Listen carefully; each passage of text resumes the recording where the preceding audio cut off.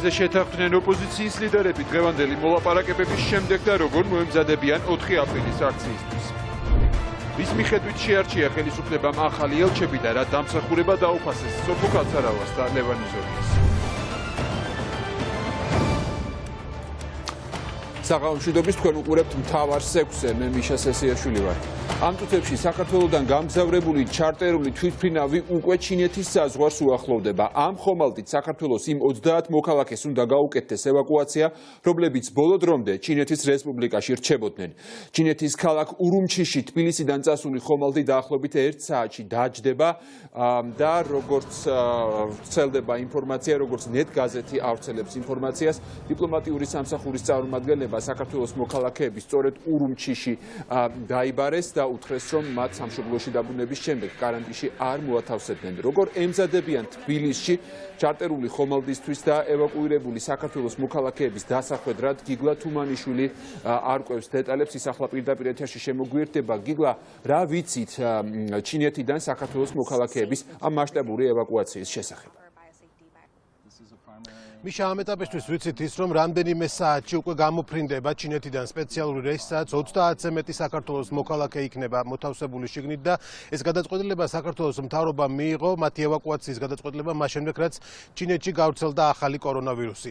ჯერჯერობით უცნობია, სად მოათავსებენ საქართველოს მოქალაქეებს, თუმცა ცნობილია და ჩვენთან ინფექციური საავადმყოფოს ხელმძღვანელმა დაგვიდასტურა, რომ მსგავსი ადამიანებისთვის, მსგავსი მოქალაქეებისთვის, დაკვირვებისთვის და 14დღიანი პერიოდისთვის შექმნილია საქართველოში, კონკრეტულად თბილისში სპეციალური ობიექტი, სადაც ამ 30 ადამიანს მოათავსებენ. თუმცა მათივე უსაფრთხოებიდან გამომდინარე, ჯანდაცვის სამინისტროს წარმომადგენლები არ ავრცელებენ ინფორმაციას თუ სად მდებარეობს კარანტინისთვის გამოყოფილი ეს ობიექტი. თუმცა, როგორც უკვე გითხარით, ინფექციურ საავადმყოფოში დაგვიდასტურეს ჩვენ ის ინფორმაცია, რომ შეიძლება ითქვას, რომ განსაკუთრებული ზომებია მიღებული მათ დასახვედრად. თავდაპირველად ჯანდაცვის სამინისტრო საერთოდ უარყოფდა ამ ინფორმაციას, რომ ევაკუაცია ხდებოდა საქართველოს მოქალაქეების. ეს ინფორმაცია გაავრცელა თავდაპირველად სააგენტო net გაზეთმა. ჩვენ დაუკავშირდით საგარეო საქმეთა სამინისტროსაც და ისინიც ამბობდნენ, რომ მსგავს თემასთან დაკავშირებით ინფორმაცია არ აქვთ. თუმცა როგორც უკვე გითხარით, ინფექციურ საავადმყოფოში ამბობენ, რომ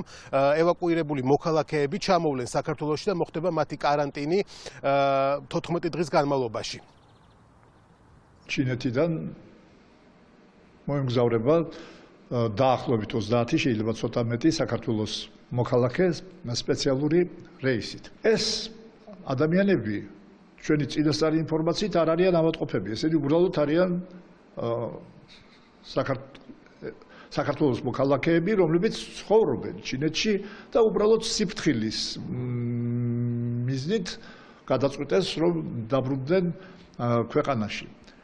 შესაბამისად არის იმისი ალბათობა, რომ მათგან არც ერთი არ მოხვდეს ჩვენს კლინიკაში. მომზადებულია საკარანტინო სივრცე და პირობები, სადაც მოთავსდება ეს 30 პიროვნება 14 დღის მანძილზე.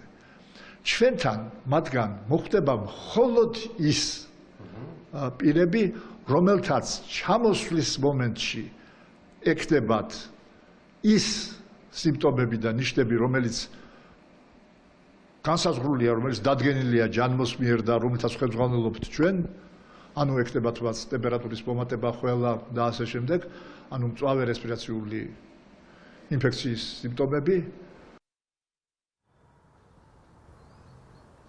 სპეციალური რეისი თბილისის საერთაშორისო აეროპორტიდან დაახლოებით 12 საათსა და 24 წუთზე აფრინდა ავიაკომპანია MyWay გაფრინდა ჩინეთში ევაკუირებული საქართველოს მოქალაქეების ჩამოსაყვანად. ამ ეტაპისთვის ცნობილია, რომ არც ერთ მათგანს დაახლოებით 30 ადამიანზე მეც ინფექციურ საავადმყოფოში ამ ეტაპისთვის არ მოათავსებენ, იქიდან გამომდინარე, რომ უცნობია მათ აქვს თუ არა რაიმე სიმპტომები ახალ კორონავირუსთან დაკავშირებით. სწორედ ამიტომ თუნდაც მოხდება მათი შემოწმება, თუ დაუფიქსირდებათ მათ, რომ გარკვეული საეჭვო სიმპტომები აქვს და შესაძლოა მოხდეს მათი დაკვირვება, მათ რა თქმა უნდა მოათავსებენ ამ შემთხვევაში ინფექციურ საავადმყოფოს ბოქსირებულ პალატებში.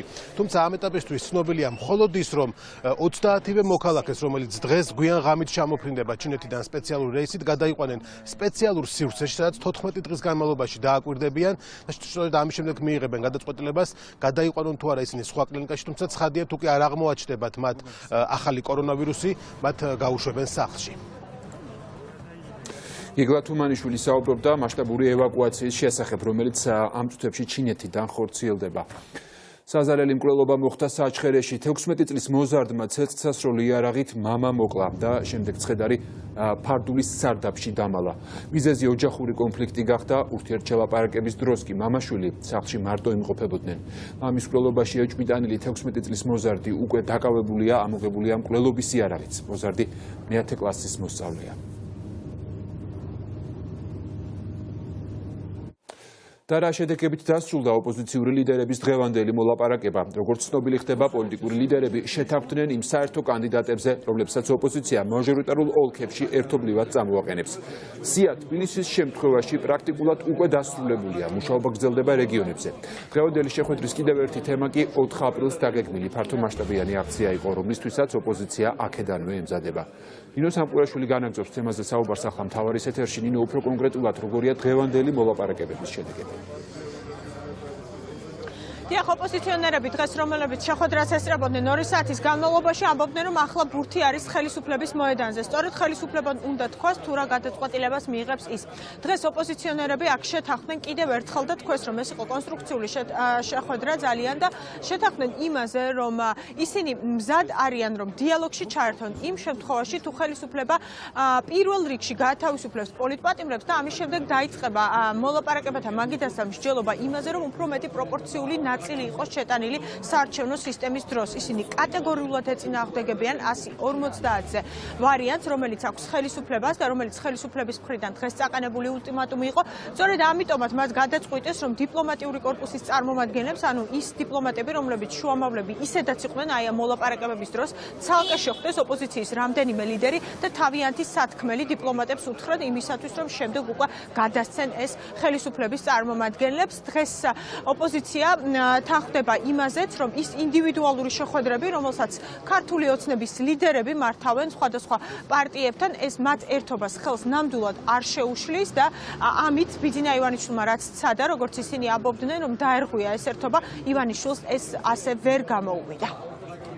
არაფერი არ შეცვლილა, იმიტომ რეალობა არ შეცვლილა და პოზიცია იგივეა, მოქნილი, ოღონდ იგივე. არის ორი თემა ურთიერთდაკავშირებული. ერთი არის საზოგადოების პატივისცემა დაკვეთის შესრულება, რომ შედგეს კომპრომისი საარჩევნო სისტემაზე, ისეთი, რომელიც არსებითად პროპორციულია და ბევრი ვარიანტი შევთავაზეთ ჩვენ. და მეორე, ეს არის სისხლისამართლებელი დევნა, პოლიტიკური დევნა და ის ატმოსფერო, რომელიც შეუძლებს ხდის ნორმალურ საარჩევნო ვითარებას, მიიღოს რომ მაინც დამარცხდება ივანიშვილი. პრაქტიკულად მიღწეულია შეთანხმება თბილისის ოლქებთან დაკავშირებით, თუმცა იმედი მაქვს, რომ საქართველოს სხვა რეგიონებშიც იქნება საერთო ოპოზიციური მაქსიმალური შეთანხმება იმისთვის, რომ ოპოზიციამ ერთმანეთს ხმები არ წაართვას, დაუდასტურეთ ერთმანეთს, რომ კატეგორიულად მიუღებელია 150, რომელსაც ხელისუფლება ვითომ გვთავაზობს, იმიტომ რომ ეს არანაირი რეალური შემოთავაზება არ არის. ციფრებით ვაჭრობას არავინ ამ მაგიდასთან სხდომი ნამდვილად არ აპირებს, არის ზოგადი პრინციპი და ეს პრინციპი მდგომარეობს იმაში, რომ ნებისმიერი პარტია, რომელსაც არ აქვს მაღალი საზოგადოებრივი მხარდაჭერა და ეს მაღალი უნდა იყოს როგორც მინიმუმ 40%, ვერ და არ უნდა აკომპლექტებდეს მთავრობას. ოპოზიციური ერთობა კიდევ ერთხელ დაფიქსირდა, რომ არის ძალიან მყარი, რომ აბსოლუტურად ყველას გვაქვს ერთნაირი ხედვა, როგორ უნდა განვითარდეს მოვლენები და ეხლა ნამდვილად ბურთი არის ხელისუფლების მოედანზე. ხელისუფლება მიცის ის წინადადებები, რომელიც ჩვენ წარვადგინეთ იმ დღეს, როდესაც შემდეგ უკვე გიგი უგულავას დაკავება მოხდა. ამ საკითხებს რამდენიმე ვარიანტი წარვადგინეთ, გახსოვთ თქვენ, ხო? როდესაც ჩვენ საუბრობდით, რომ დიპლომატებთან პრაქტიკულად, ესე ვთქვათ, ჩვენ წარდგენილი გქონდა ეს ვარიანტი, რამდენიმე ვარიანტი იყო, 3 ვარიანტი იყო, რომელიც კრიზისს გამორიცხავს, მაგრამ არის მაქსიმალურად მიახლოებული პროპორციულ სისტემასთან. ჩვენი პოზიციაა, რომ იმ შემოთავაზებას არავინ არ დაეთანხმება, რაზეც იყო ეხლა ბოლო, ესე ვთქვათ, წინადადება საუბარი, ამიტომ გაგრძელდება შეხვედრა საერთაშორისო პარტნიორებთან, ვინც ამ მოლაპარაკებაში ჩართულია, მათ ექნებათ ჩვენი ერთიანი პოზიცია და მათი საშუალებით მოხდება საბოლოოდ გარკვევა, არის თუ არა მზად ხელისუფლება რაიმესთვის და გავიგებთ. ელჩებთან შეხვედრა, მათი საშუალებით მედიაცია, იმიტომ რომ დობა სამწუხაროდ არ არის. რამდენიმე წარმომადგენელი შეხვდება ელჩს და მათი საშუალებით მოხდება მედიაცია, თუმცა ხელისუფლება ინდივიდუალურად პარტიებსაც ელაპარაკება, იცით თქვენ. 50-ზე შეთანხმება ვერ შედგება, მაგრამ მათ მოუწევთ სხვა ვერსიების განხილვა, რომელიც აზრს მისცემს რაიმე კომპრომისულ შეთანხმებას. მთელი პასუხისმგებლობით მინდა განუცხადო ქართველ ხალხს და მსოფლიო თანამეგობრობას, რომ ბიძინა ივანიშვილს დაკარგული აქვს ძალაუფლება. ეხლა მასზეა დამოკიდებული. ძალაუფლების დაკარგვის პროცესს გაატარებს ნაკლები ნგრევი და ნაკლები პრობლემებითა და რისკებით საკუთარი პერსონის და საკუთარი გუნდის მიმართ, თუ ეს იქნება ძალიან მტკივნეული მათთვის პირველ რიგში. და შემდგომ სასურველი არა, მაგრამ ქვეყნისთვისაც. ამიტომ მათზეა უკვე დამოკიდებული გაგვეცლებიან მშვიდად თუ გაგვეცლებიან კატაკლიზმებით. არანაირი ინდივიდუალური მოლაპარაკებები, როგორც ეგეთი არ არსებობს, მოლაპარაკების მაგიდა არის ერთი, სადაც მათ შორის ამ ფორმატიდან წარმომადგენლები ესწრებიან და ეს ხდება ჩვენ დასავლური პარტნიორების მედიაციით. ეს იყო ეჯერადი შეხვედრა, რომელზეც ჩვენ გავასაჯაროვეთ და საჯაროდ ვთქვით, რომ ეს შეხვედრა შედგა მათ შორის წინაპირობა ამ შეხვედრით ჩვენგან იყო ეს, როგორც კი შემოგვიხმარა, რომ ჩვენ ამაზე საჯაროდ ვილაპარაკებდით. არა 108-42-ზე და 109-50, რა ვიცი მე იმაზე 7-ზე კი არ იყოს, არამედ იყოს ნორმალური პროპორციულთან ძალიან ახლოს ყოფი შემოთავაზება და ყველა მზად არის, იმიტომ არავის არ ეხალისება ქუჩა-ქუჩა სირბილი და აქციები და პიკეტები. 150-ზე არის მიუღებელი. ეს არის ძალიან მიუღებელი. ნუ ეს არის მაიმუნობა და არა შემოთავაზება.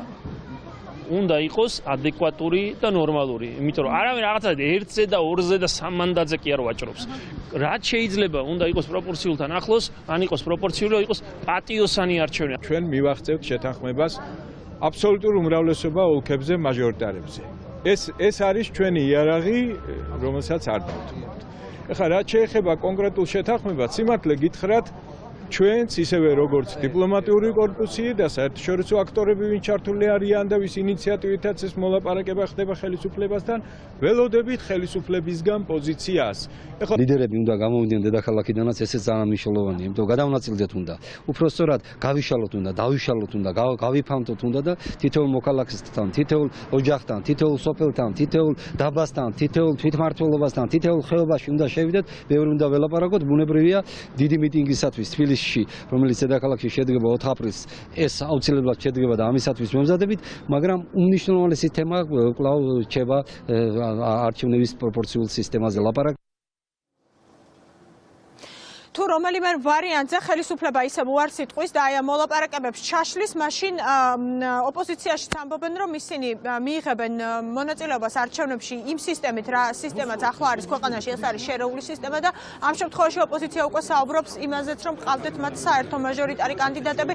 ამბობდნენ დღეს ღიად, რომ შეთანხმება თბილისთან დაკავშირებით მიღწეულია და კონკრეტული გვარებით დასახელდა, მაგრამ კონკრეტული გვარები დღეს ჩვენთან ლიდერებს რა თქმა უნდა არ დაუსახელებია, თუმცა ამბობენ, რომ ისინი არიან პოლიტიკოსები, რომელსაც საზოგადოება ყველა ძალიან კარგად იცნობს, რაც შეეხება რეგიონებთან მიმართებაში, რეგიონებზეც მიდის მოლაპარაკება, მაგრამ ჯერჯერობით საბოლოო შეთანხმება ამაზე მიღწეული არ არის.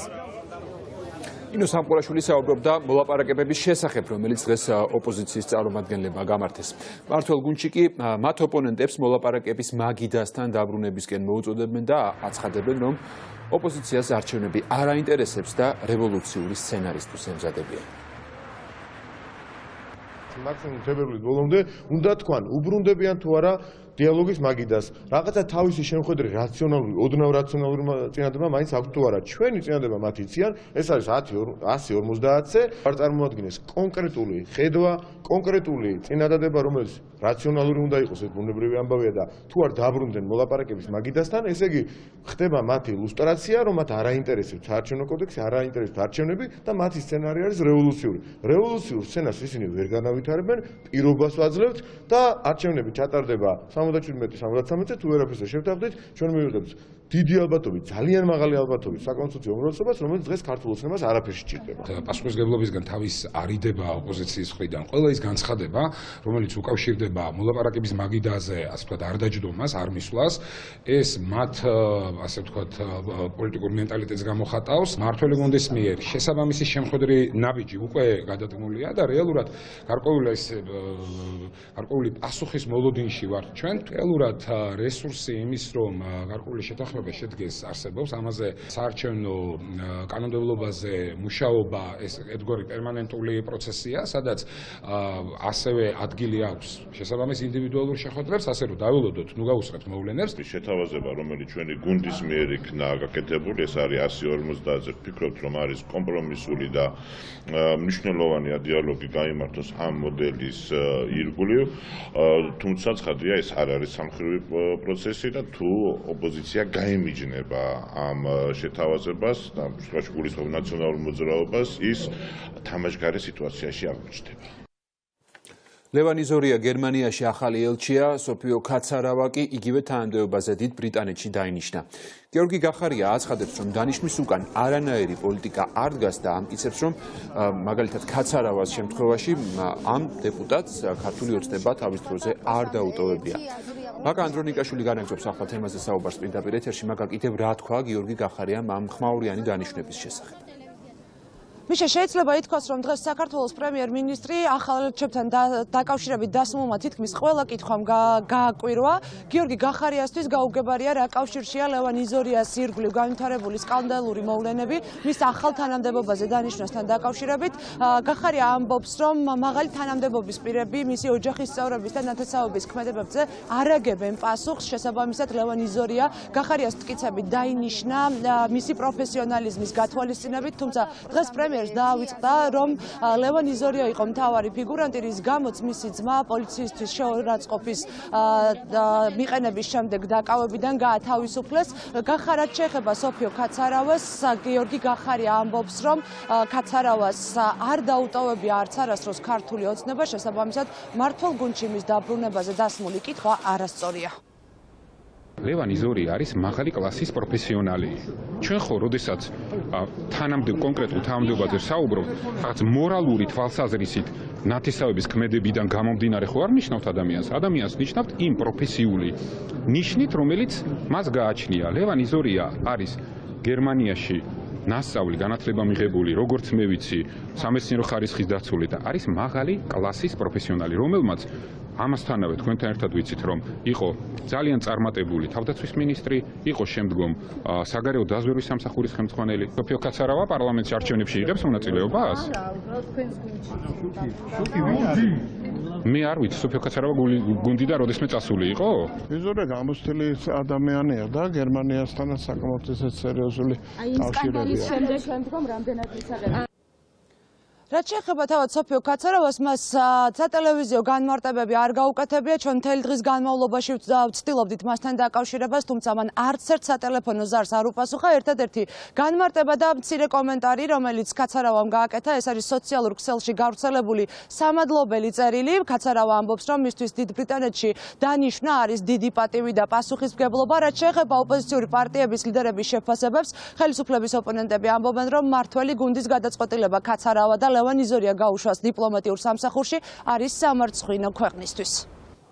ეს დანიშვნები არის კომბინაცია პირადი პოლიტიკური და პერსონალური სირცხვილის ზოგიერთის, მაგალითად ქალბატონ კაცარავას, რომელიც პროტესტის ნიშნად გადადგა თითქოს და მერე დაინიშნა ამ ტიპის თანამდებობაზე. ანუ ადამიანი ფიქრობს, მხოლოდ საკუთარ კომფორტზე და არანაირი შეხედულებები არა, გარდა რაღაცა შეიძლება მეგობრული დისკომფორტისა იმ ხალხთან, ვისთან ერთად იყო პარლამენტში. მაგრამ იზორიას შემთხვევაში განსაკუთრებული პრობლემაა ქვეყნის ინტერესებიდან გამომდინარე, იმიტომ ამ ტიპის სკანდალებში გახვეული მინიმალურად, ხო? მე ვეროთ რომ კრიტიკული აზრი მაქვს, ვიდრე უბრალოდ სკანდალებში გახვეული.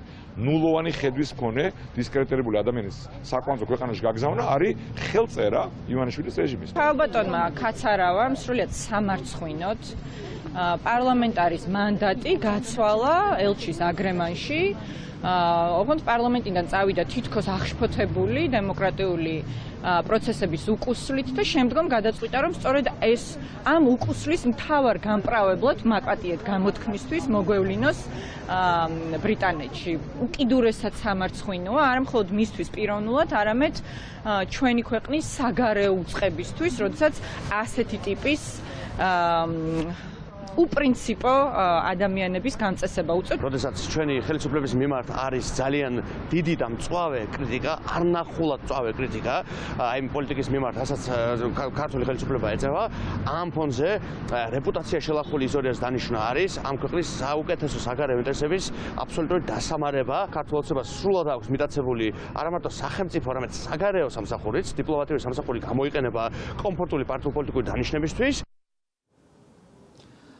სოფიო კაცარავამ ქართული ოცნება და პარლამენტი მას შემდეგ დატოვა, რაც მმართველმა გუნდმა ჩააგდო კანონპროექტი იმის შესახებ, რომ 2020 წელს უნდა გამართულიყო არჩევნები პროპორციული სისტემით, რაც შეეხება ლევან იზორიას თანამდებობიდან გადადგომას. ლევან იზორია უსაფრთხოების საბჭოს თავმჯდომარის თანამდებობიდან მას შემდეგ გადადგა, რაც მთავარმა არხმა გაავრცელა ვიდეო მასალა, სადაც მისი ძმა აყენებს შეურაცხყოფას პოლიციას, ხოლო დაკავებულ იზორიას ათავისუფლებენ სწორედ მისი ჩარევის შედეგად.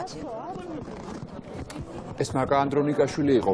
გიორგი გახარიასთან დაპირისპირებას ვახტანგ გომელაური უარყოფს, რომელიც პირველი იყო თავის დროზე, რომელმაც ლევან იზორიას გამართლება სცადა მისი ძმის სკანდალური ვიდეო კადრების გასაჯაროების შემდეგ. მაშინ ის კი იზორიას ქმედებებში განსაკუთრებულს ვერაფერს ხედავდა. თუმცა მას შემდეგ, რაც გახარიამ მომხდარს უმკაცრესე შეფასება მისცა, გომელაური უკვე ამტკიცებს, რომ ის და პრემიერ-მინისტრი საკითხს ეთნაირად კრიტიკულად აფასებენ.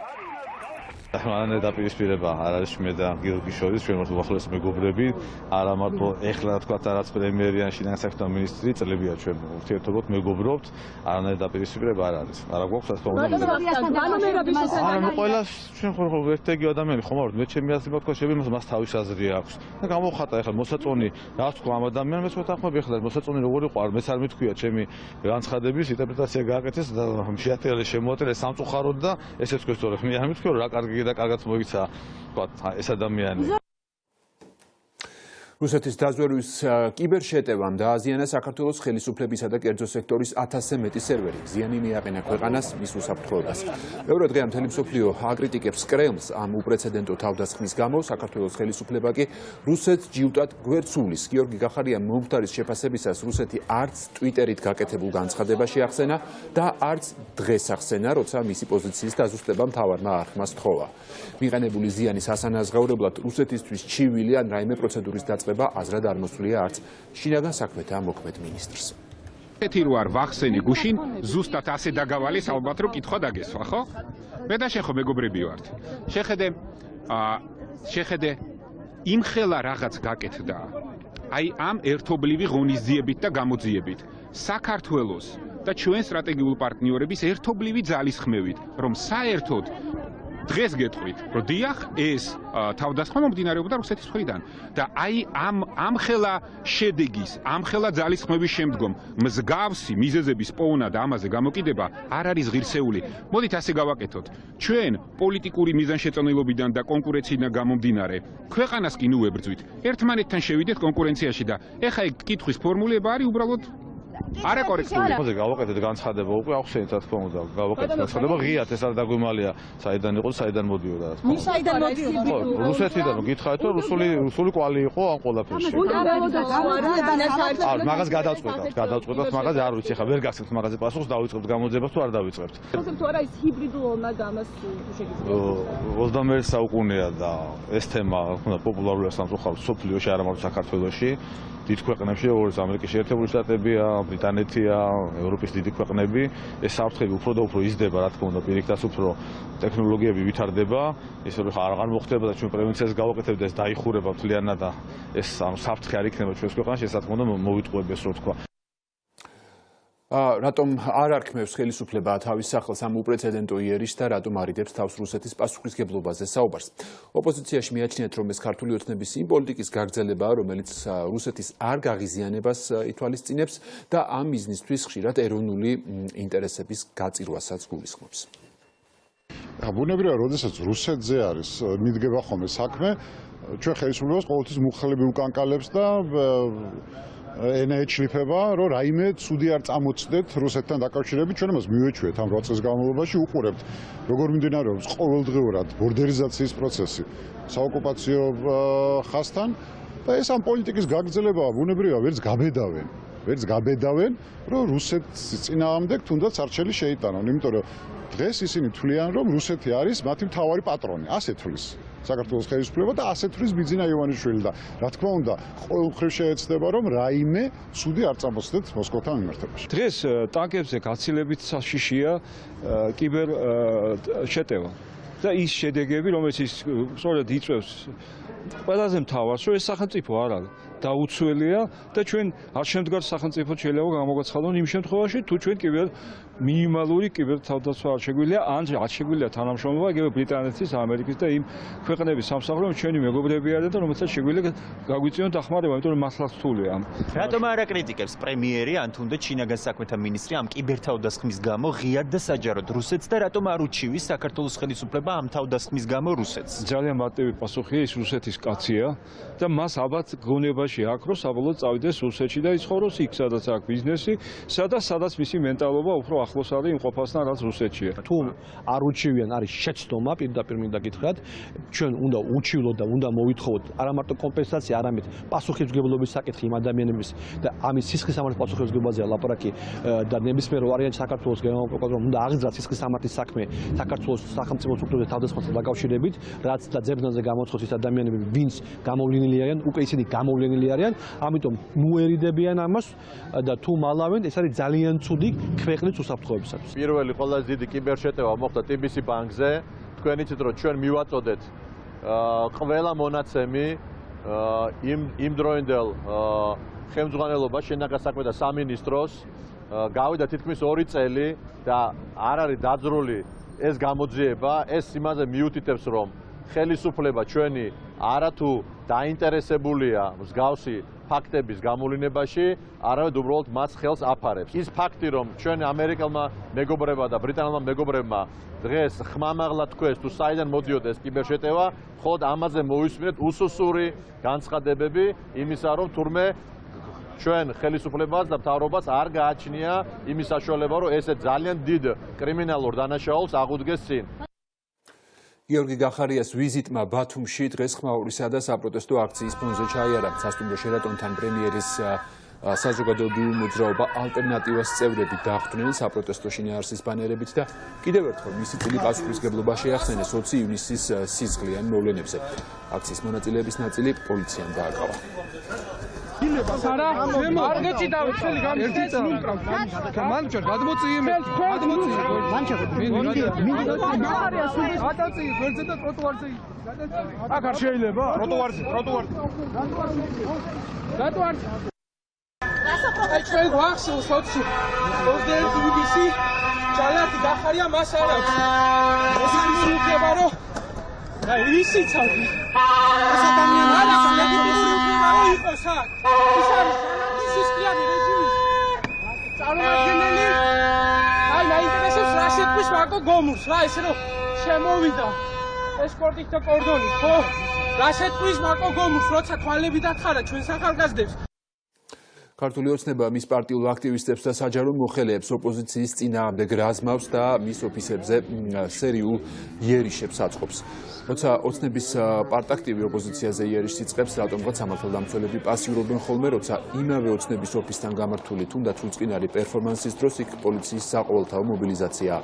დღეს ხელისუფლება ჯიუტად უარყოფს, რომ ახალგაზრდების სწორედ მან დარაზმა და არ აღიარებს არც იმას, რომ ნიღბებს ამოფარებული ადამიანების ნაწილი სწორედ საჯარო მოხელეები არიან, რომლებიც სავარაუდოდ სწორედ მართველი პარტიის წინაშე დამსახურებების გამო დაასაქმეს.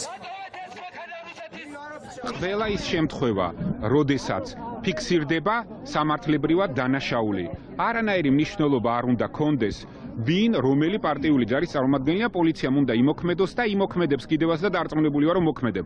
თქვენ უკვე კითხვას ასვამთ და ამ კითხვაზე პასუხობთ. ორგანიზებული ხელისუფლების მიერ ჩემ საცხოვრებელ სახლთანაც მომხდარა ხშირად მსგავსი შემოჭრები საცხოვრებელ სივრცეში, ჩემი მშობლების, მოხუცებული მშობლების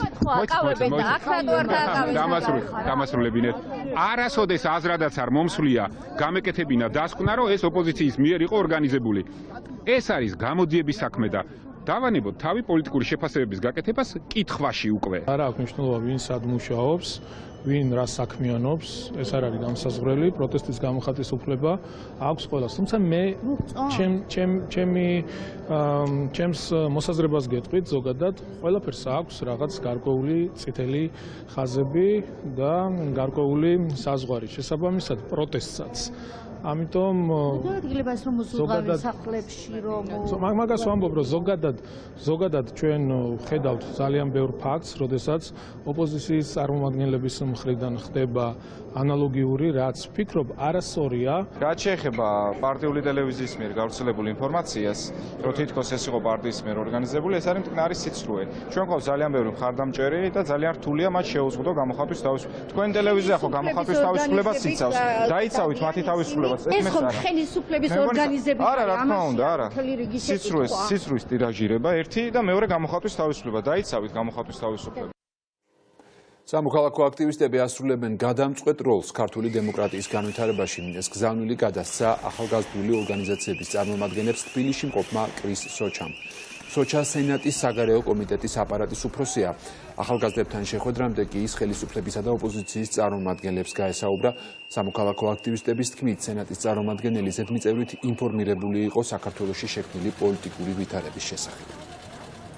პირველ რიგში ვფიქრობ, რომ ეს ვიზიტი კონკრეტულად ემსახურებოდა იმ ფაქტს, რომ არჩევნებამდე სიტუაცია დასტაბილურდეს და ეს იყო ძალიან მნიშვნელოვანი გზავნილი ჩემი აზრით ხელისუფლებისთვის, რადგან როგორც მოგეხსენებათ, ქვეყანაში არის ძალიან სერიოზული პოლიტიკური რეპრესიები, ვისაუბრეთ აბსოლუტურად ყველა თემაზე, ყველა მიმდინარე თემაზე, რაც ჩვენ გვაწუხებს და ვფიქრობ, რომ კიდევ ერთხელ დადასტურდა ამ ვიზიტით, რომ ამერიკის შეერთებული შტატები არის საქართველოს მთავარი სტრატეგიული პარტნიორი. მე ასეთი დაბჭირება დამრჩა, რომ მან ძალიან კარგად იცოდა ისედაც რა ხდებოდა ჩვენს ქვეყანაში და უბრალოდ უფრო დეტალების გასარკვევად ჩამოვიდა აქ და საუბარშიც განცხადებაში ჩემგან აღნიშნა, რომ ძალიან მნიშვნელოვანიაო ახალგაზრდების ხმაო და ახალგაზრდების ხმა და ახალგაზრდების მოთხოვნა არის პროპორციული არჩევნები და პროპორციული საარჩევნო სისტემა სწორედ პროპორციული ჩაგდების შემდეგ იყო განპირობებული მოძრაობა გაბედეს შექმნაც. ჩვენ მას მოუყევით იმ fake news-ების შესახებ, რომლებიც Facebook-ის საშუალებით ჩვენს წინააღმდეგ ვრცელდება, ანუ რუსული პროპაგანდის შესახებ ვესაუბრეთ და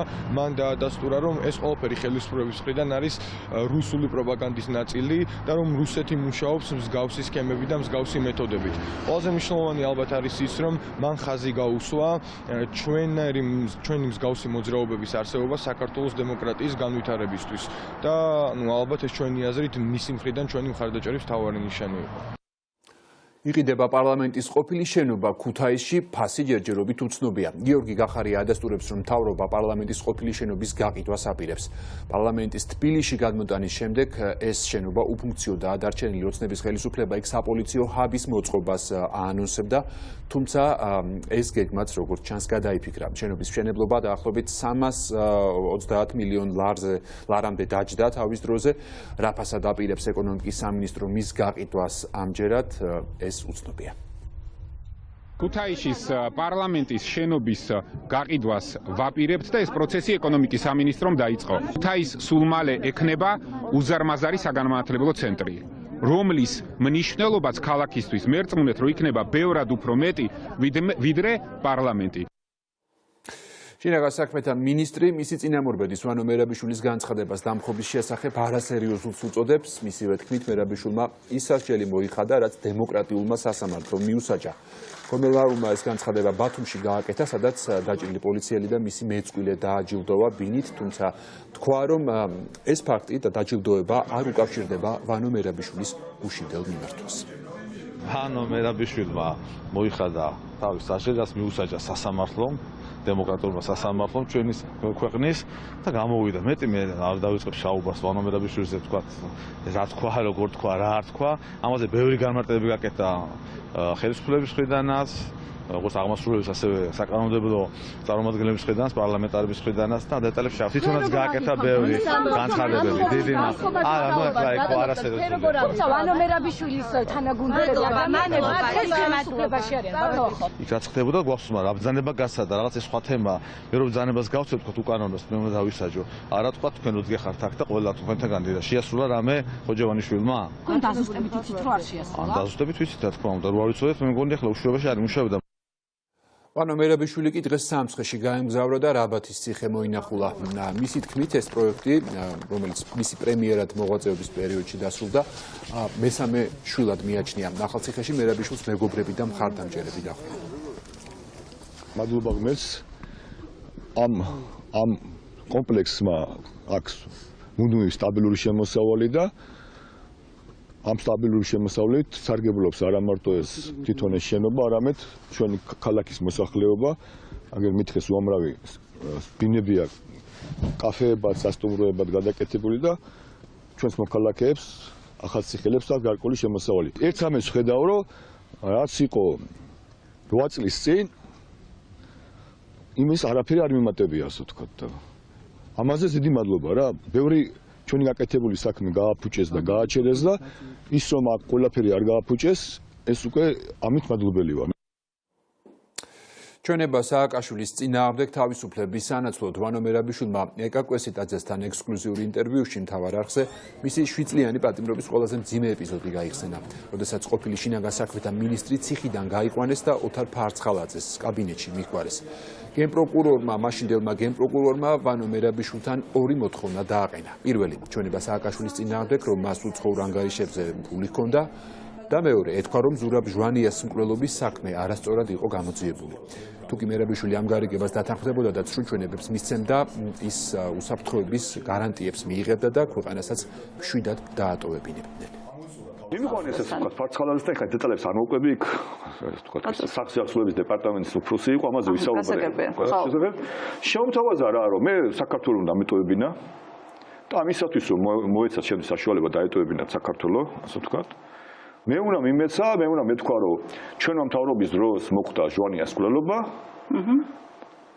რომ მემხილებინა ხა სააკაშვილი რომ სააკაშვილის რაღაც მილიონები აქვს რაღაც შვეიცარიის ბანკში თუ რაღაც რა ვიცი შვეიცარიის რატო თუ ნების მე რა ვიცი ხოლმე უნდა სიმართლე გითხრათ ახლა უფრო კონკრეტულად რა სიტყობდნენ იქამდე საქმე აღარ მისულა ასე ვთქვათ და გითხრათ რა იმიტომ რომ როცა მივხვდი აი თვითონ ტონალობა შემოთავაზების როცა დაიწყო მე ვუთხარი რომ რაღაც ასე ვთქვათ არასერიოზულია მათი მხრიდან რას კვირდებოდნენ სანაცვლოდ არაფერს რომ მე გამოიშებდნენ საქართველოსთან თავისუფლად ასე ვთქვათ მოპარულ ფულს გამატაინებდნენ ასე ვთქვათ მე ერთ-ერთი რა დავრჩი ნაწყენი რომ ჩვენ დროს ის როგორ მუშაობდა შედარებით მაღალ თანამდებობაზე რა მე გამიკვირებული მაგი დავრჩი რომ ჩვენ დროს მუშავია ფინანსური პოლიციის ერთ-ერთ სამხარეს უყურებთ. შევასრულებელი დავჭი იმით, რომ გადამაფარეს და ისიც ამიყვანეს ახლა რა. გადაფარება რა შეჭდებოდა ვერ მეხვდით ახლა რა ვიცით. ალბათ თქვენი იდენტიფიცირება რო არ მომხდარიყო შემდგომ რომელიმე კამერას არ დაეფიქსირებდნენ არა? მონივრული ეჭვია. ხო არ ვიცი რა ვიცი ახლა მაგას ვერ გეტყვით. მადლიერი ვარ ვანო მერაბიშვილის, რომელიც არ გატყდა და საკუთარი კეთილდღეობის სანაცვლოდ ჩემს წინააღმდეგ ჩვენება არ მისცა. ასე ეხმაურება მიხეილ სააკაშვილი მთავარ აქცენტებში ვანო მერაბიშვილის განცხადებებს. საქართველოს მესამე პრეზიდენტი ამბობს, რომ ახლა ნიშნის მოგების დრო არ არის და პოლიტიკურმა ძალებმა ერთიანად უნდა იბრძოლონ ბიძინა ივანიშვილის დასამარცხებლად. ეს ადამიანი 7 წელი იყო წამების პირობებში, იმიტომ რომ სამარტო საკანი ეს არის წამება. ძალიან ბევრი საერთაშორისო ნორმით. ეს სპეციალურად გააკეთა ივანიშვილმა. ნებისმიერს გადაიყვადა ჭყუიდან და ის არ გატყდა და ჩემგან იმსახურებს დიდ მადლიერებას, იმიტომ რომ ვანო მერაბიშვილი გაიყვანეს საკიდან და უთხრეს აი ახლა გაძლევთ ბევრ ფულს, წადი უცხოეთში შენ შვილებთან ერთად, მაგრა იგრიალე, იგუგუნე, ერთად დაწერე რა, რომ ჟვანია მოკლეს. და რა თქმა უნდა სააკაშვილმა ალბათ. რომ სააკაშვილს აქვს რაღაც ანგარიშები სხვადასხვა ქვეყნებში. და დასცინა სახეში პრაქტიკულად სახეში შეაფურთხა. ნიგერიელმა მეკობრეებმა ქართველი მეზღვაურები გაიტაცეს თავდასხმა ნავთობით დატვირთულ ტანკერზე საპორტო ქალაქ ლაგოსთან მოხდა, რომელთან ერთად გატაცებულია 10 ეკიპაჟის 10 წევრი, მათ შორის 4 საქართველოს მოქალაქეა. მთავარი არხის ინფორმაციით ყველა მათგანი ბათუმელია, ოჯახის წევრები დღეს საზღვაო ტრანსპორტის სააგენტოს ხელმძღვანელობას შეხვდნენ. ყველაფერი გაკეთება რომ გამოიყვანონ არა თქვენმა ოჯახის წევრმა და რა გუში დაგვირდება ყველაფერი კარგათაო როგორ არიან ამდგომ კარგათა ყველაფერი დამშვიდი რა ჯამთელად არიან ყველა კარგად არიან მეზღვაურთა უსაფრთხოების გამო ჯობია არავის არ ვიცია ჩვენი გამოცდილებიდან გამომდინარე როგორც ოჯახის წევრებმა და რა ყველანი უნებლად კარგად არიან, ასე ვიცნობთ ინფორმაციას. დანარჩენი არაფერი არ ვიცით, მიმართეთ პრესსამსახურს. საზღვაო ტრანსპორტის სააგენტო მუშაობს როგორც გემთბობელთან, ასევე დროშის სახელმწიფოსთან. ჩვენ ყოველსაათობრივად ვიღებთ ინფორმაციას აღნიშნული ინციდენტის შესახებ. ამ ეტაპისთვის გვაქვს ის ინფორმაცია, რაც ჩვენ უკვე გავაჟღერეთ. გატაცებულია 10 მეზღვაური, აქედან 4 არის საქართველოს მოქალაქე, აქტიურად მუშაობ და კიდევ ერთხელ ვთხოვ ყველა მხარეს, რომ აიდენტიფიცირებელი ინფორმაცია არ გავასაჯაროთ სწორედ ქართველი მეზღვაურების უსაფრთხოებიდან გამომდინარე. დავით სარალიძის განზრახ ჯგუფურად კვლელობაში ბრალდებული მიხეილ კალანდია დღეს სასამართლოს წინაშე ბოლო სიტყვით წარსდგა. 15 წუთიანი მონოლოგის განმავლობაში მან გარდაცვლილების ოჯახებს მიუსამძიმრა და თქვა, რომ მას არავინ მოუკლავს.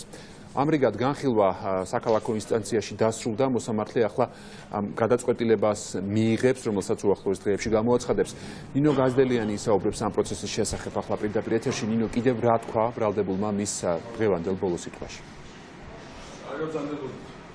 საბოლოო სიტყვაში მიხეილ კალანდიამ განაცხადა, რომ იგი გრძნობს მორალურ პასუხისმგებლობას, იმავდროულად განაცხადა, რომ უდანაშაულოა, მას არავინ არ მოუკლავს. ისაუბრა ამ კონფლიქტის დეტალებზეც და თქვა, რომ იქ არავინ არ მისულა ვინმეს მოსაკლავად და ერთადერთი მიზანი, რისთვისაც იგი შევიდა ფარდულში, იყო გიორგი ჯანაშიას დახმარება, ვინაიდან მეგობრებს შორის ის იყო ყველაზე ძლიერი და სწორედ ამიტომ მივიდა, რომ მას მიშველებოდა, თუმცა ეს ვერ შეძლო და მოვლენები განვითარდა ძალიან სწრაფად. ასევე თქვა, რომ მას შემდეგ, რაც ეს ტრაგედია მოხდა, თავადაც და მისი ოჯახიც უსამართლობის და ცილისწამების მსხვერპლი იყო, თუმცა თქვა, რომ იგი საკუთარ თავთან არის მართალი და იბრძოლებს საკუთარი უდანაშაულობის დასამტკიცებლად, ასევე იმისათვის, რომ დაისაჯოს ყველა ის ადამიანი, ვინც ამ უსამართლობას უწყობდა ხელს, ასევე მიმართა პროკურატურას და თქვა, რომ საგამოძიებო უწყება არის პოლიტიკურად ანგაჟირებული და ზოგადად ეს საქმე სწორედ პოლიტიკურად მოტივირებულად შეაფასა. საბოლოო სიტყვა კი დაასრულა მოსამართლისადმი მიმართვით და თქვა, რომ მას აქვს ახლა მისი ობიექტური და სამართლიანი გადაწყვეტილების მოლოდინი, ვინაიდან მისი ბედი სწორედ მოსამართლის ხელშია. მისწორებულია სოლაგოლდი მიტოვარდება სოლაგოლდი მიტოვება საფრთხე ინტენსივურობაში რომ ვერ შეძლო პროკურატურამ თავისუფლების პასუხისმგებლობის აღება პროექტო ვერ გამოვიდეს ესა ვერ შევძლებთ იმისადმი რომ როგორც უნდა საერთოდ მიხეილ კალანდია საბოლოო სიტყვამდე თითქმის 4 საათი დასკვნითი სიტყვით გამოდიოდა ადვოკატი ზურაბ-თოდუა, ისაუბრა მისი დაცვის ქვეშ მყოფის უსამართლობაზე და ასევე წარმოადგინა ის მტკიცებულებები, რომლითაც ასაბუთებს, რომ მიხეილ კალანდია არის უდანაშაულო და ამბობს, რომ იგი იდგა დავით სარალიძის მარცხენა მხარეს, მარჯვენა მხარეს კი იყო ასევე მის მეგობარი გიორგი მენაბდე და სწორედ მარჯვენა მხარეს აქვს მიყენებული დავით სარალიძეს მომაკვდინებელი ჭრილობა და მიაჩნია, რომ ეს გარემოებები საბოლოო განაჩენისთვის უნდა გაითვალისწინოს მოსამართლემ. პროკურატურა კი ბუნებრივია არ იზიარებს დაცვის მხარის ამ შეფასებებს და ამბობს, რომ საქმეში არსებობს ყველა ის მტკიცებულება, რომლითაც მიხეილ კალანდიას დანაშაული და ბრალი დასტურდება, ასევე არ გამორიცხა, რომ გაიზარდოს ბრალდებულთა წრე, ვინაიდან ამ საქმესთან დაკავშირებით 2 ეპიზოდზე მიმდინარეობს ამ ჯერჯერობით კვლავ გამოძიება და პროკურატურა არის გამამტყუნებელი განაჩენის მოლოდინში, ხოლო იმ შემთხვევაში თუ მიხეილ კალანდიას არ გაამართლებენ, როგორც მისმა ძმამ ლუკა კალანდიამ განაცხადა, ეს ასეთ შემთხვევაში ეს იქნება პოლიტიკური ზეწოლის შედეგად და პოლიტიკური გავლენის შედეგად მიღებული განაჩენი და ისიც მის ძმასთან და ოჯახთან ერთად იბრძოლებენ იმისათვის, რომ საკუთარი ძმისა და ზოგადად საკუთარი ოჯახის უდანაშაულობა დაამტკიცონ. ბრალდების პოზიციაზე მეცადინეო, რომ თითქოს არა ფარდულში, არამედ ფარდულს გარეთ მოხდა. ეს არის ზღაპარი, რამე თუ 8 მეტრის მანძილზე არ შეიძლება ჩანჩქერის სახით სისხლში ამოსვლილიყო ვინმე დასჩენი. ამიტომ ეს არის ბრალდების ფანტაზია, უნდათ ვიღაცის პასუხისმგებლობისგან დაცვა, იმიტომ არის ეს გამოძიება. საქმის მოცემულობა იძლევა შემდეგ სურათს, რომ მიხეილ კალანდია დავით სარალიძეს ედგა მარცხენა მხრიდან, ხოლო მენაბდე იდგა მარჯვენა მხრიდან. იყო მცდელობა კიდევაც, რომ ადგილები გაეცვალათ კალანდიასა და მენაბდეს შორის, მაგრამ ეს მათ არ გამოუვიდათ. აქედან გამომდინარე დღეს უტყუორად არის დადასტურებული, რომ კალანდია მარჯვენა მხარეს არ ყოფილა სარალიძესთან, იმყოფებოდა მხოლოდ მენაბდე. იმედი მაქვს, რომ მოსამართლე მორალურ სახეს შეინარჩუნებს და ამ განაჩენს სამართლებრივად დააყენებს.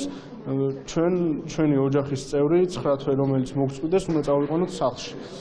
თუ პოლიტიკური იქნება ეს გადაწყვეტილება და განაჩენი შესაბამისად თუ გამომტყუნებელი იქნება, ანუ პოლიტიკური გადაწყვეტილება თუ იქნება, ესე დავარქვევ, მაშინ მიხეილ კალანდია, ჩემი ოჯახის წევრი, ჩემი ძმა და მთელი ჩვენი ოჯახი მასთან ერთად მზად ვართ მის მიერ დაწყებულ ბრძოლაში ბოლომდე გვერდით ვედგათ და იმ სიტყვებს, რომ ყველა პასუხს აგებს, ეს ჩემი მოგონილი არაა. დაცვის მხარემ წარმოადგინა დაცვის დასკვნითი სიტყვა, სადაც დაცვის მხარემ ისაუბრა იმ ვერსიაზე, რასაც პრაქტიკულად მთელი პროცესის განმავლობაში უჭერდა მხარს. პოლიტიკურ ელფერს ამ საქმეს ბრალდების მხარე პროცესის დაწყების დღიდან ცდილობდა, რომ ეს საქმე თავისუფალი ყოფილიყო პოლიტიკური კონტექსტიდან.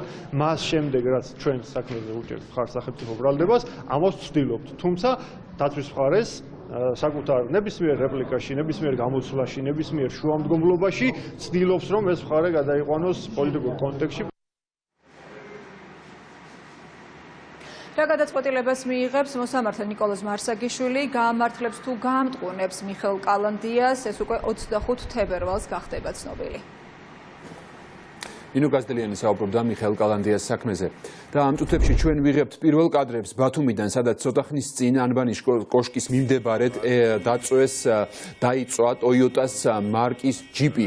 მანქანა ერთ-ერთ სასტუმროსთან იყო დაპარკინგებული, რა დროსაც მას ცეცხლი გაუჩნდა და ბოლომდე დაიწვა. უცნობია მანქანა განზრახ დაწვეს თუ დაიწვა, ჩვენი ჟურნალისტი ადგილზე მუშაობს, ცდილობს გაარკვიოს უფრო მეტი დეტალი და გამოშვების მიმდინარეობისას მოგაწვით დამატებით ინფორმაციას.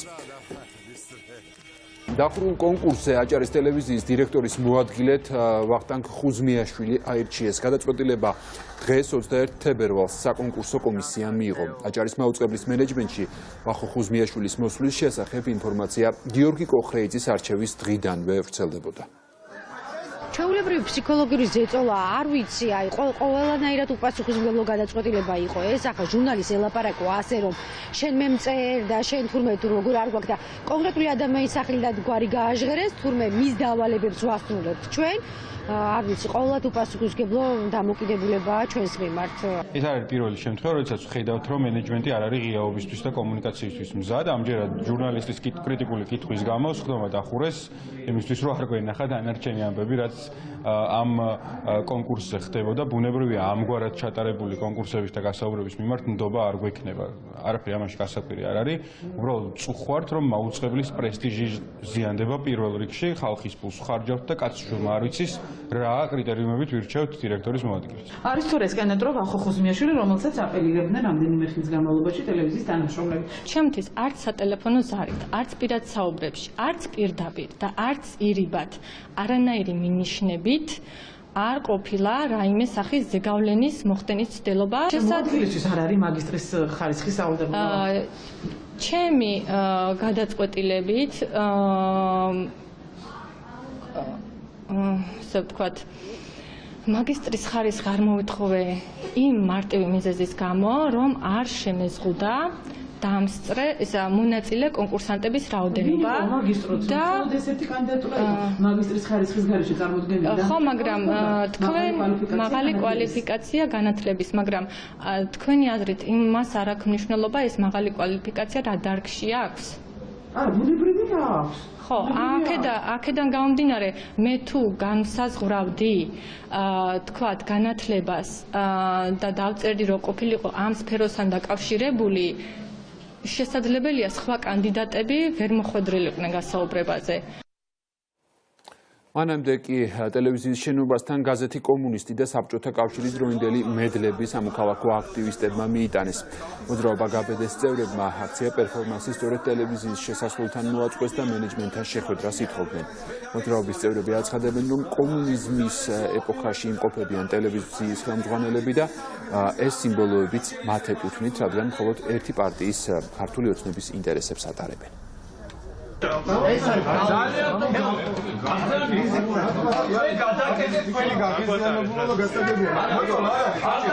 ანუ არა ერთი წუთი შესასვლელი გაანთავისუფლეთ.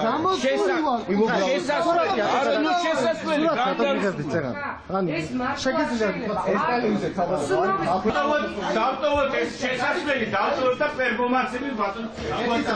შეიძლება სამუშაო. გაზეთები გვინდა მივცე. კანცელარიაში დაგვაწოვებინე. ერთი წუთი. კანცელარიაში ძალიან გქონთ შევეთანხმოთ თუ მიგიღებენ კანცელარიაში სამბრძანდებით პარტიას. თქვენ გადაკეთეთ არ გითხოვიათ არაფერი. არ გითხოვიათ არაფერი. მე ნუ მიპირისპირდებით ახლა მაგერ. სახელმწიფო არის ხალხი, ამიტომ სრული უფლება გვაქვს ჩვენ რომ ამ ტელევიზიაში შევიდეთ, თუმცა აი ხედავთ რომ დაცვა არ გვიშვებს შიგნით, ჩვენ გვინდოდა უბრალოდ შვიდობიანად შევსულიყავით, გადაგვეცა პოლიციაბჭოს წევრებისთვის და დირექტორისთვის მედლები და გაზეთი კომუნისტი. მედლები უნდა გადაგვეცა იმისთვის, რომ ისინი ერთგულები არიან უბრალოდ ქართული ოცნების და ერთი პარტიის დავალებას ასრულებენ, მხოლოდ მაშინ, როდესაც უნდა შეასრულონ ხალხის დავალება. ბათუმში ახალი ბულვარის ტერიტორიაზე 40 წლამდე მამაკაცი დაჭრეს. ის ბათუმის რეფერალურ საავადმყოფოში ემოთავსებული ინციდენტი მშენებარე კორპუსთან ახლოს მოხდა. ურთიერთშელაპარაკების მიზეზი უცნობია. ჩინაგან საქმეთა სამინისტროს ინფორმაციით კი ცხელ კვალზე დაკავებულია ერთი პირი. ექიმის განცხადებით, პაციენტს ყელისა და სახის არეში აღენიშნებოდა ჭრილობები, ამჟამად მისი ჯანმრთელობის მდგომარეობა სტაბილურია. 13 საათსა და 8 წუთზე შემოყვანილი იქნა ახალგაზრდა მამაკაცი 40 წლის, რომელსაც აღენიშნებოდა ჭრილობა მარცხნივ სახისა და კისრის არეში. პაციენტი ემერჯენსის განყოფილებიდან გადაყვანილი იქნა საოპერაციოში, ჩატარდა ოპერაცია, ამჟამად მდგომარეობა სტაბილურია, მკურნალობა გრძელდება ქირურგიულ განყოფილებაში. ეტაპზე ამის სავარაუდოდ ალბათ ცივი არაღია, მაგრამ ჩვენ ვერაფერს ვერ გავაკეთებთ. დღეიდან სააპელაციო სასამართლომ ბავშვთა სამყაროს ხანძრით დაზარალებულების საქმის შესწავლა დაიწყო. მეორე ინსტანციამ უნდა იმსჯელოს, რამდენად კანონიერი იყო საქალაქო სასამართლოს გადაწყვეტილება, რომლის მიხედვით ბავშვთა სამყაროს მფლობელების მიმართ გამამართლებელი განაჩენი იქნა გამოტანილი. მხარეები შესავალი სიტყვებით წარსდგნენ დღევანდელ სხდომაზე, მომდევნო სასამართლო პროცესი კი უკვე 20 მარტს გაიმართება. რუსეთის დუმის მიერ დამტკიცებული რეგლამენტის არ შესრულებას ედავებოდნენ გამართლებულებს და რუსეთის ოკუპანტის კანონმდებლობის შეუსრულებლობის გამო უნდათ მათი გასამართლება და მათი მიმართ გამამტყუნებელი განაჩენის გამოტანა, რაც ბუნებრივია, აბსოლუტურად კანონიერად მოსამართლემ არ გააკეთა და მიიღო ერთადერთი და სწორი და კანონიერი გადაწყვეტილება. ეს იყო გამამართლებელი განაჩენი. ეს სიბინძურე კიდევ ერთხელ ეს არის ივანიშვილის მიერ გარიგება როგორც მაჭავარიასთან და სასამართლოზე დავალება მურუსიძე ჩინჩალაძის სასამართლოს, რომ მაჭავარიას მიმართ დაეყენებიათ გამამართლებელი განაჩენი, რომ მამაცაშვილის ხელით ივანიშვილმა ააშენოს კარფური ბავშვთა სამყაროს მიწაზე. არ მოვეშვები ცოცხალი თავით ამაც.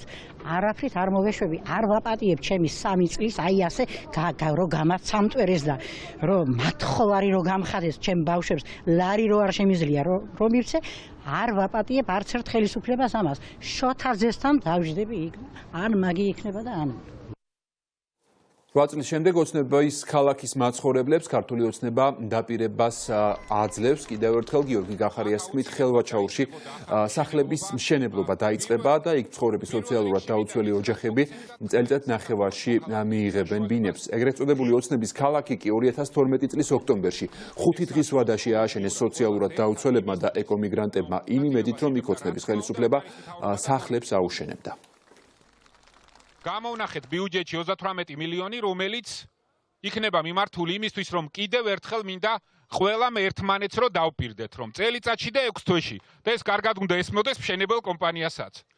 წელიწადში და 6 თვეში აქ უნდა აშენდეს 582 ბინა, რომელიც იქნება თქვენი და მაშინვე აქ დაიწყება სკოლის მშენებლობა, რომლებშიც უნდა ისწავლონ ამ ბავშვებმა და ბაღი, რომელშიც უნდა იარონ ამ ბავშვებმა. გილოცავთ ტექნიკური ინსპექტირების რეფორმის ჩავარდნის საფრთხეებზე საუბრობენ საქართველოს ტრანსპორტისა და გზების ასოციაციაში. დავით მესხიშვილის თქმით, ალდაგის შვილობილი კომპანია Greenway პრივილეგიებით სარგებლობს და არასრულებს ეკონომიკის სამინისტროს მიერ მასზე დაკისრებულ ვალდებულებას გეოგრაფიული ხელმისაწვდომობის შესახებ. არასამთავრობო ორგანიზაციის დაკვირვებით დგინდება, რომ Greenway სახელმწიფო სტრუქტურებისგან ნებართვებსაც იღებს, რომელიც სხვა კონკურენტების შემთხვევაში შეზღუდულია ხოლმე. პერიოდული ტექნიკური ინსპექტირება დგას ჩავარდნის საფრთხის წინაშე იმ მარტივი მიზეზების გამო, რომ ამ ბიზნესში არის ერთი მხრივ უთანასწორობა, მეორე მხრივ ამ დარღვევებს ხედავს ყველა, მაგრამ რეაგირება არ ახლავს, საბოლოოდ ზარალდება და ზიანდება ავტომფლობელი, იმიტომ რომ ის იღებს არასწორ სერვისს და სულ ბოლოს რო ვთქვათ, ფიქტიურ პროცესად გადაიქცევა, თუ არ მოხდა იქ ცვლილებები და არ მოახდინა ეკონომიკის სამინისტრომ რეაგირება. ოკუპირებულ ტერიტორიებზე შექმნილ სიტუაციასთან დაკავშირებით დღეს დისკუსია გაიმართა არასამთავრობო სექტორისა და დიპლომატიური კორპუსის წარმომადგენლების მონაწილეობით. შეხვედრის მონაწილეები აღიარებენ, რომ ადამიანის უფლებები ოკუპირებულ ტერიტორიაზე მნიშვნელოვნად არის დარღვეული. ისი ერთ-ერთი დადასტურება ადამიანების უკანონო დაკავებებია დღევანდელ დისკუსიას. ასევე დაესწრო ექიმი ვაჟა გაფრინდაშვილი, რომელიც რამდენიმე თვის განმავლობაში უკანონო პატიმრობაში იმყოფებოდა. ეს დაკავება არ არის მარტო საქართველოს მოქალაქეების. მე ვთვლი ისინი საქართველოს მოქალაქეები არ როგორც სხვადასხვა მხარეს გადასვლაზე აკავებენ და ისინი უფრო მეტი კავდებენ. სამწუხაროდ ოსების ისეთი ძევლები არიან ტერიტორიაზე, როგორც ქართული ეროვნების მოსახლეობა. აბსოლუტურად ყველა. არავითარი უფლება მათი ქარ გააჩნიათ და არიან რეზერვაციაში, ასე უხეშად რო ვთქვათ, სადაც ყველაფერს განაგებს ერთი დიდი ბატონი, დიდი შორეული ქალაქით. ისრაელში კორონავირუსის პირველი შემთხვევა დაფიქსირდა. ექიმების განცხადებით პაციენტი იზოლაციაშია, განსაკუთრებული მეთვალყურეობის ქვეშ იმყოფება. ცნობილია, რომ პაციენტი, რომელსაც ინფექცია დაუდგინდა, იაპონიის სანაპიროსთან კარანტინში მყოფი გემის ერთ-ერთი მგზავრი იყო. ასევე უკრაინაში მომხდარი ინციდენტს ქვეყნის პრეზიდენტი გამოეხმაურა და პაციენტების მიმართ მოსახლეობის აგრესია კატეგორიულად დაგმო. გუშინ უკრაინის ქალაქ ნოვოე სანჟარიში ავტობუსს, რომელსაც ჩინეთიდან ევაკუირებული მოქალაქეები კარანტინში მიყავდა, მომიტინგეები თავს დაესხნენ. ინციდენტი ქალაქის მთავარ საავადმყოფოსთან მოხდა, დროსაც 9 სამართალდამცველი და აქციის ერთი მონაწილე დაშავდა. ჩინეთში კი კორონავირუსით დაღუპულთა რაოდენობა უკვე 2250-მდე არის გაზრდილი. შესაძლოა კრემლი დონალდ ტრამპის საპრეზიდენტო არჩევნებში ისევ დაეხმაროს. ამის შესახებ ამერიკული დაზვერვა გამოქვეყნებულ ანგარიშში საუბრობს. დაზვერვა ადასტურებს, რომ რუსეთი შეეცდება სოციალური ქსელების გამოყენებით, დეზინფორმაციის გავრცელებით და ვებგვერდებზე ჰაკერული თავდასხმებით 2020 წლის საპრეზიდენტო არჩევნებში დონალდ ტრამპს დახმარება გაუწიოს, ხოლო შემდეგ კი ყველაფერი ისე შენიღბოს, თითქოს ამის უკან ირანი იდგა. ცნობილია ასევე, რომ სპეცსამსახურებმა მათ ხელთ არსებული ინფორმაცია კონგრესმენებს უკვე მიაწოდეს. ამერიკის შეერთებული შტატების საპრეზიდენტო არჩევნები 2020 წლის ოქტომბერშია დაგეგმილი. საფრანგეთი და გერმანია რუსეთის პრეზიდენტს სირიაში სამხედრო მოქმედებების შეჩერებისკენ მოუწოდებენ. ანგელა მერკელი და ემანუელ მაკრონი კრემლის ლიდერს ტელეფონით ესაუბრნენ. რუსეთს სირიასთან დაპირისპირებაში გვერდზე გაწევა მოსთხოვა თურქულმა მხარემაც. სირიაში კი ვითარება ისევ მწვავდება თურქული ჯარი. სირიის რეჟიმის და რუსული შენაერთების წინააღმდეგ ფართომასშტაბიან სამხედრო ოპერაციას ამზადებს. ასეთი იყო ახალი ამბები ამ დროისთვის. მთავარი პირდაპირ ეთერში უკვე საღამოს 9 საათზე დაბრუნდება.